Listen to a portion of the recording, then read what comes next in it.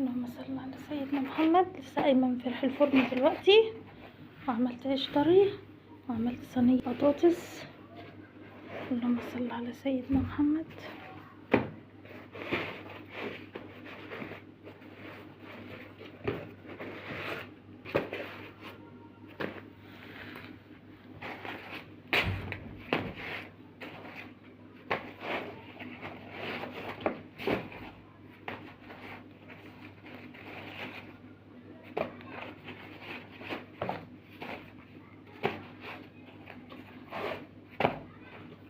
لسه قايمه من فرح الفرن حالا دلوقتي، عملت صينيه بطاطس وعملت عيش طري.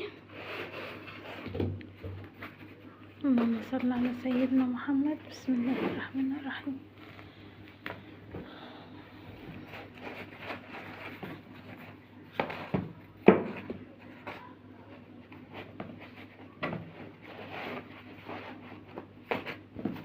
شوفوا العيش، اللهم صل على النبي.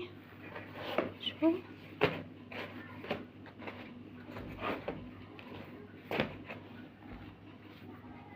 عاملين يا حبايب قلبي، يا رب تكونوا بخير من داخل مصر وخارج مصر.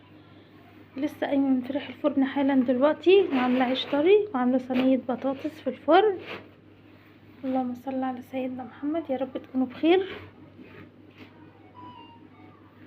شوفوا العيش ما شاء الله، اللهم صل على سيدنا محمد. لوبيا، اللهم صل على سيدنا محمد. شوفوا قلبه، شوفوا قلب العيش من جوه. بسم الله الرحمن الرحيم. شوفوا العيش ما شاء الله.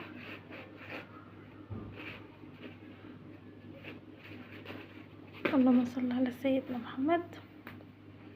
النهارده بقى كان عندي حوالي 1.5 كيلو دقيق فقط لغير، رحت قلت هعجن شويه عيش بيهم. ما شاء الله 1.5 كيلو دقيق طلع لي، تخيلوا كده طلع لي كام شقه.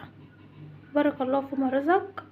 1.5 كيلو دقيق طلع لي حوالي 25 شقه عيش بالطريقه دي. ما شاء الله، اللهم صل على سيدنا محمد. شوفوا عيش في منتهى الجمال. لوبيا، اللهم صل على سيدنا محمد.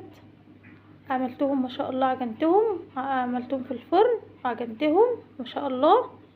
اللهم صل على سيدنا محمد. ورحت حاطه الصينيه البطاطس الجميله الزغنطوطه الحلوه دي المحندقه دي، حطها في الفرن. صينيه صغيره دي بنتي بتحبني اعمل فيها بطاطس، بتقول لي يا ماما حلوه، انا بحبها اعملي لي فيها. عملت الصينيه دي طبعا. اللهم صل على سيدنا محمد. وخبزت العيش دوت. عاملين ايه يا حبايب قلبي؟ يا رب تكونوا بخير من داخل مصر وخارج مصر. كل اللي متابع قناه هاني من البيت يا رب يكون بخير وبصحه دايما. حبايب قلبي، انا قلت اصور معاكم العيش اللي انا عملته دوت. بصراحه كانت طلعوا شويه عيش في منتهى الجمال. من 1.5 كيلو دقيق عملت 25 شقه عيش. اللهم صل على سيدنا محمد، في منتهى الجمال. وما شاء الله ما خدتش فيهم 10 دقايق، في 10 دقايق كنت خبزاهم. واللهم صل على سيدنا محمد. وعملت البطاطس دي في الفرن وراها، ورا العيش.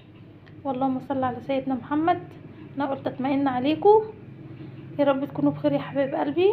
اوعوا تنسوا اللايك والاشتراك في قناه هاني من البيت، فضلا لسه امرا. يا رب تكونوا بخير يا حبايب قلبي، دايما تكونوا بخير وبصحه. كل اللي متابع قناه هاني من البيت ومتابعني ومتابع فيديوهاتي، يا رب تكونوا بخير دايما. كل اللي عنده حلم ربنا يحققه له يا رب.